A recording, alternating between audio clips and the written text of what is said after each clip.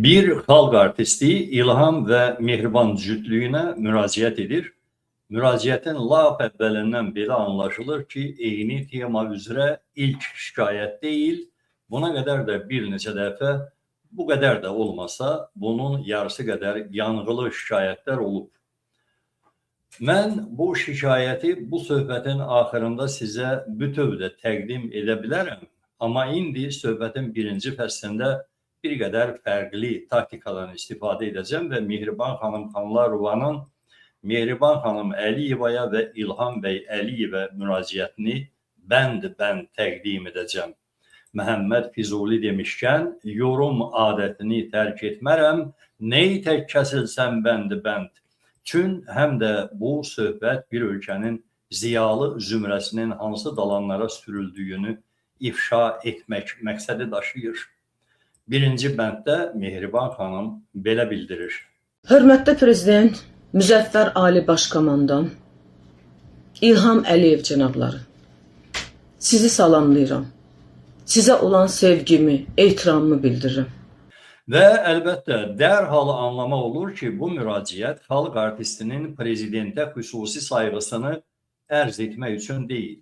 Bu yanğılı səsin arxasında başqa mətləblərin olduğu dərhal duyulur, amma hər halda hələ ki müqəddimədir. Sizə böyük ümidlə müraciət edirəm. Sizin ədalətinizə, mərhəmətinizə güvənirəm. Və yanlış müqəddimədir. Nəyə görə yanlış müqəddimə olduğunu da deyəcəm, tələsməyin. Mənim Mehriban xanımla polemikaya girmək fikrim də yoxdur. Ümumilikdə bu təqdimatı polemika adlandırmaq da mədəniyyətsizlik olardı. O xanım bir fikir ərz edib, bir çağırış səsləndirib, mən də qeyri-interaktiv qaydada onu şərh edirəm. Prezidentin mərhəmətinə ümid etmək vətəndaş mövqeyi deyil. Amma müqəddimənin yanlış olduğunu derkən bunu nəzərdə tutmurdum. Davam edək. Hörmətli Prezident, 7 ay bundan öncə mən məmur özbaşınalığını sizə çatdırmaqdan ötürü yazılar yazdım. Mənə teatrdan deyildi ki, sən heç bir şey yaza bilməzsən, heç bir şey deyə bilməzsən. Və hazır bir ərizəni mənim önümə qoydular və buna dedilər qol çək. İşdən azad olmağım üçün. Mən də sadəcə imza atdım. Heç insafən bu da vətəndaş mövqeyi deyil, qulluqçu mövqeyi də deyil, sənətkar və ziyalı mövqeyi heç deyil. Orada bir dirəniş gərəkdir. İmzalamıram və səlamın dalısıca bir aşırı əşyanalıq edib, mən prezidentimə güvənirəm deyə bilərdi. Yəni, bayaqki söz ki vardı, sizə güvənirəm. Onu həmən burada deyə bilərdi və burada belə agah olur ki, Mehriban xanım o zaman prezidentin mərhəmətinə güvənməyib, ümid etməyib, güvənmək və ümid etmək ağlının uzundan da keçməyib, ölkənin milyonlarla insanı kimi çarəsiz və arxasız olduğunu düşünərək qarşısına qoyulan sənədə imza atıb, bəlkə hətta ölüm hökmü də olsa imzalayardımı deyə düşünürəm, amma bilmirəm. Bizim prezidentimiz özü başda olmaqla hər zaman deyir ki, məmur özbaşınalığına dözülməz olmalıyıq. Azərbaycanın tarixən ən böyük ziyalılarından biri olan Məhəmməd Füzuli Şikayətnamə adlı əsərini bilirsinizmi nə zaman yazıb? 15-ci əsrdə. İndi 21-ci əsr olduğuna görə 500 il əvvəl və 500 il əvvəl böyük Azərbaycan ziyalısı zamanın padişahının sadəcə quru sözünü də deyil, rəsmi fərmanını belə qiymətləndirmişdi.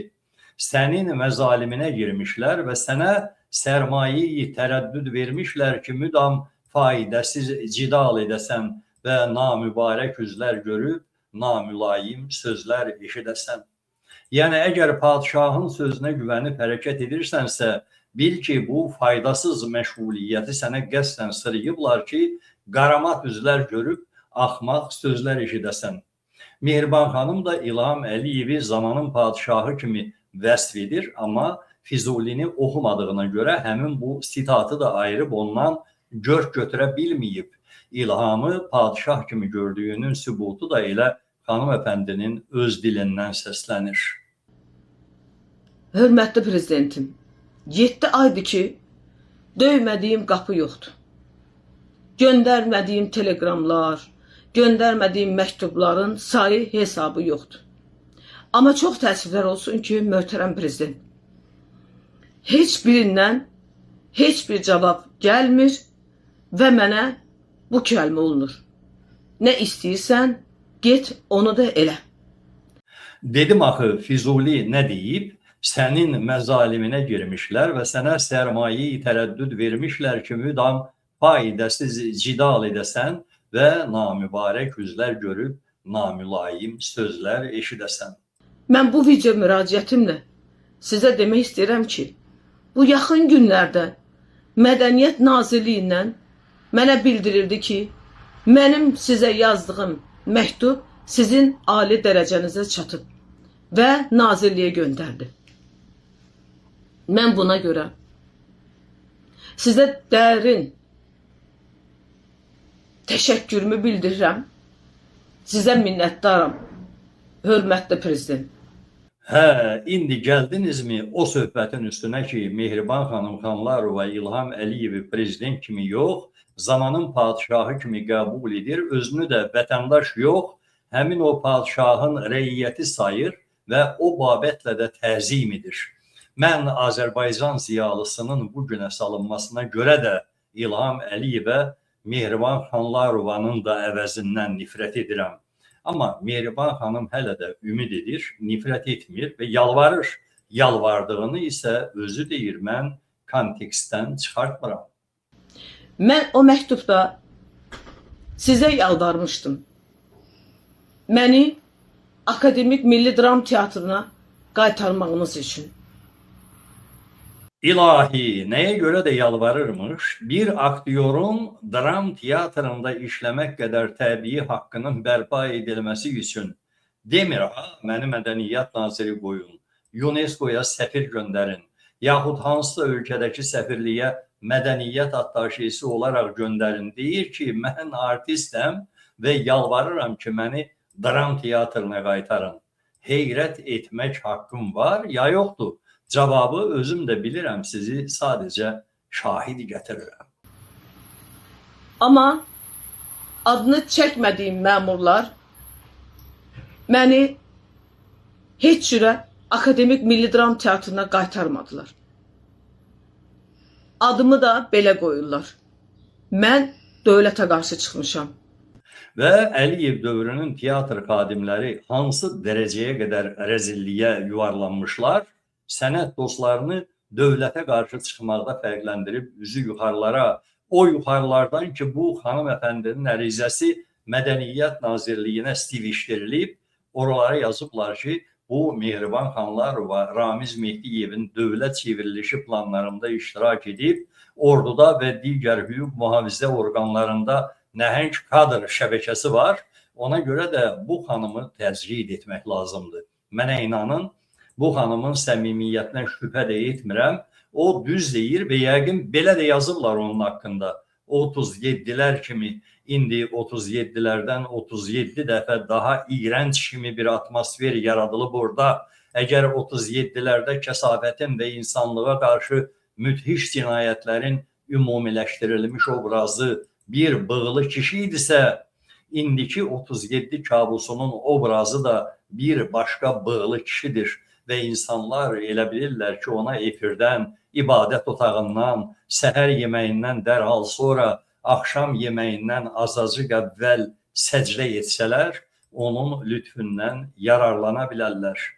Mehriban xanımın ekrandan Əliyevə əyilib səcdə etməsi həmin o vahiməli duyğunun təsirindəndir. Hörmətli prezident, halbuki mən hər zaman ulu öndərimiz Heydər Əliyevin ideyalarına, sizin həyata keçirdiyiniz dövlət siyasətinə sadiq olmuşum və ölənə qədər sadiq olacağım. Çünki mən dövlətimi, dövlətçiliyimizi, Azərbaycanımızı, torpağımızı, millətimizi, prezidentimizi sevən vətəndaşam. İnanırıq Mehriban xanım. Bu da həmin prezidentdir ki, siz onu sevirsiniz. Onun özünün də, atasının da, babasının da siyasetinə biyyət edirsiniz. Ölənə qədər onlara sadiq olacağınızı deyirsiniz. Baxın, sevdiyiniz o prezidentin yaratdığı bu lənət labirintdə sizi məhz bu şəkildə bitirmək istəyirlər. Siz də sevin bu labirinti və onun dalanlarında vurnuxmaqdansa rahatça o sonluğu qarşılayın. Axı siz onları sevirsiniz. Sevdiklərinizin tərzi budur. Daha nə istəyirsiniz və sizdən nə istəyirlər? İnanın ki, məni elə bir vəziyyətə salıblar ki, mən hal-hazırda sizlə video müraciət edirəm. Amma o qədər həyəcanlıyam ki, sözümü ardı-ardıya gətirə bilmirəm. Mən sizə yalvarmaqdan heç vaxt utanmamışam və utanmaram. Mən yenidən sizə yalvarıram. Məni Akademik Milli Dram Teatrına geri qaytarın. Mən məmurların adını artıq çəkmək istəmirəm. Möhtərəm prezident. Mənim sizdən başqa, göydə Allah, sizdən başqa heç kimim yoxdur. Hanımefendi çarəsizliyin burulğu anındadır. Oradan çıxış yoxdur kimi görünür. Buna görə də hətta İlham Əliyevə də güvənib onu tıncıtdıran məmurların adını çəkmir. Düşünür ki, birdən min cür zülmlə bəsləyib cücərtdiyim ümidlərimi İlham Əliyevin qarşısında yerə sərərəm. Birdən o da bu ümidlərə tüpürmək belə istəmədi. Bu monoloq bir faciəvi dramın sonluğu kimi bir nəsnə oldu. Havayı yerdən qəviləşdirilmiş və qəlizləşdirilmiş daha bir neçə düşmənçilik çəpərinin arxasında qalıb çabalamayım. Bəlkə də düz edir və burada da səmimidir. Amma məni tıncıqdıran, bir daha təkrar edirəm, bir Azərbaycan ziyalısının və bir sənətkarın düşdüyü bu zavallı durumdur. Bu faciənin sonu isə daha təsirlidir. Bir daha sizdən xahiş edirəm. Sizə yalvarıram. Məni doğma teatrıma qaytarın. İndi isə 92 yaşlı birinci qrup əlil olan lal kar anamın sizdən xahişi olacaq. Və mən onu sizə tərcümə edəcəm.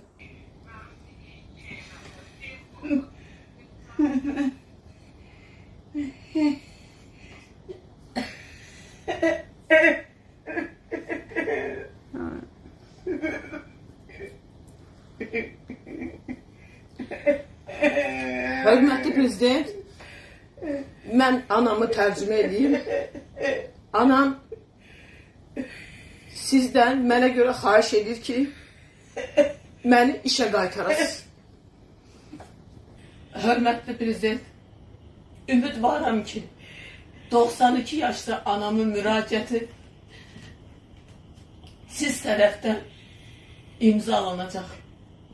Bir daha sizə yalvarıram. Məni öz doğma teatrıma qaytarın. Bu videodan sonra bilmirəm mənim başıma nə gələcək. Mənim ailəmin təhlükəsizliyi sizə əmanət. Cənab Prezident. Faciənin sonunda İlham Əliyevə olduqca çətin bir rol tapşırıldı. O, bu ailənin təhlükəsizliyini təmin etməlidir. Məncə İlham Əliyevin bu təhlükəsizlik tədbirlərinin önündə o kövrək və sızıltılı səsləri kəsmək dayanacaq. Sonrasını Vilayət Eyvazov da bacarar, Əbülfət də, başqaları da. Amma bütün istehzalardan kənar. Mən bir Azərbaycanlı sənət adamını belə durumlara gətirib çıxaran bir sistemə tüpürərdim. Mehriban xanımı da buna dəvət edirəm.